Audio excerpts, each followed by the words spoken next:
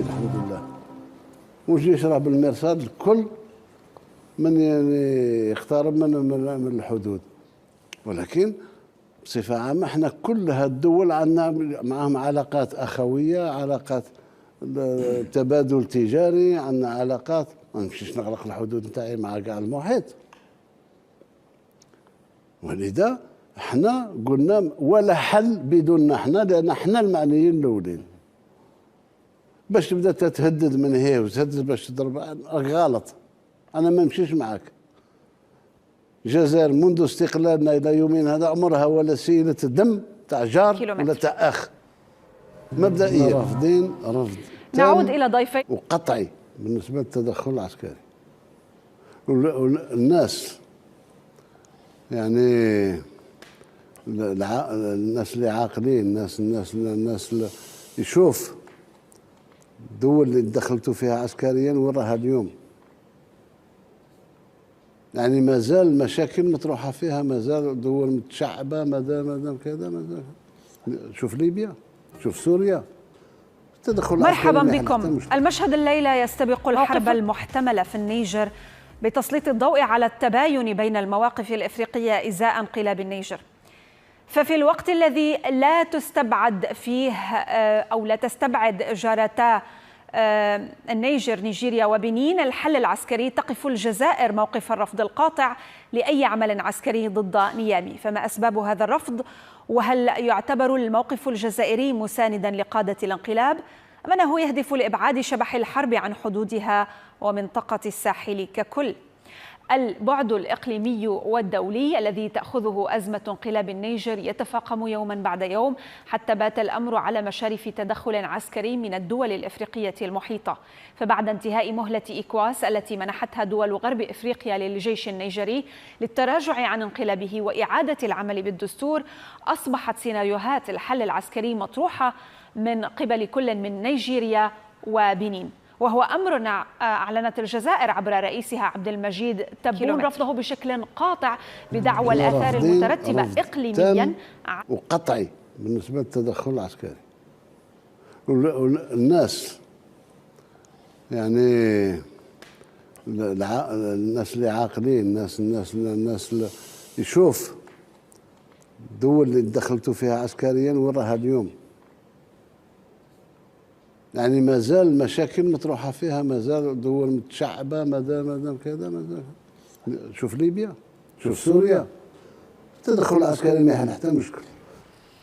موقف الجزائر يقرأه مراقبون على أنه محاولة لدعم الجيش النيجري بانقلابه على الرئيس بازوم وتمهيدا للاعتراف بالرئيس والجيش الرسمي. بالمرصاد الكل من يقترب من الحدود، ولكن بصفة عامة احنا كل هالدول عندنا معهم علاقات أخوية، علاقات تبادل تجاري، عندنا علاقات. ما نمشيش نغلق الحدود نتاعي مع كاع المحيط.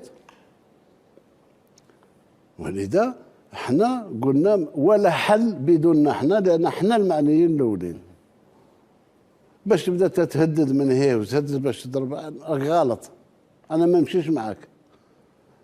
الجزائر منذ استقلالنا الى يومنا هذا عمرها ولا سيله دم تاع جار من ولا تاع انقلابه أخ. على الرئيس بازوم مبدئيا. وتمهيدا للاعتراف بالرئيس. نعود الى ضيفي بسلطه الجيش، سيما وان الانقلاب يضعف نفوذ فرنسا في افريقيا، كما ان حاله الرفض انسحبت ايضا على الداخل المعارض في نيجيريا وبنين اللتان لم ترفض. هو بالدرجه الثانيه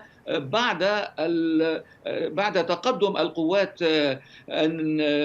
النيجيرية في عملياتها ضد المجموعات المتطرفة. إذن وجود فرنسا العسكري هو وجود مساند في هذه العمليات، وأيضا لمهام تدريبية إلى ما هنالك. من الصعب القول بأنه تم استدراج فرنسا، لا. فرنسا وجدت في منطقة، لا تم استدراج فرنسا، لا أكيد تم استدراج فرنسا الآن من أجل خلق مشكلة في النيجر، هذا ما نتحدث عنه. أكيد فرنسا موجودة في النيجر. لا يعني فرنسا ليست مستدرجة. الذي حصل في نيامي هو محاولة انقلاب الرئيس بازوم، الرئيس محمد بازوم، يعني وضع، يعني أسقط من مكانته كرئيس للبلاد، والمجموعة العسكرية تسلمت السلطة فيما يوصف حاليا بمحاولة انقلاب، بمعنى أن الانقلاب لم يصبح بعد ناجزا بالمعنى الكامل للكلمة. وفرنسا في هذا المعنى يعني موجودة في النيجر، ترى أن موضوع بقاء أو عدم بقاء منوط بالسلطات الشرعية، سلطات الشرعية التي يعني بمعنى بما تقوله الرئاسة التي تم استقصاؤها،